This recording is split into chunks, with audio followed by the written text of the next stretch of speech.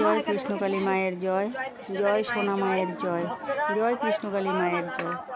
মা আগে রোজ রোজ মাকে মালা একটা নিজের হাতে গেঁথে পরাতো, তো মাঝখানে নিয়মটা ভঙ্গ হয়ে গিয়েছিল।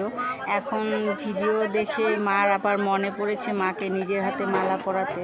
তো কোন সময় কি কথা বলে মা নিজেই বলতে পারে না, ভক্তের ভিড়ে মার মাথা পাগল হয়ে গেছে। তো যাই হোক, সবার ভালো হচ্ছে, কৃষ্ণকালী মা দয়া করছে, এটাই ভালো লাগছে। জয় কৃষ্ণকালী মায়ের জয়, জয় সোনা মায়ের জয়। এই পদ্মগুলো আমার ভক্তরা এনেছে, আমি হাত দিয়ে আমি গেঁথেছি নিজের হাতে, তাই মাকে পরাবো। সবাই একটু উলুধ্বনি দেবে।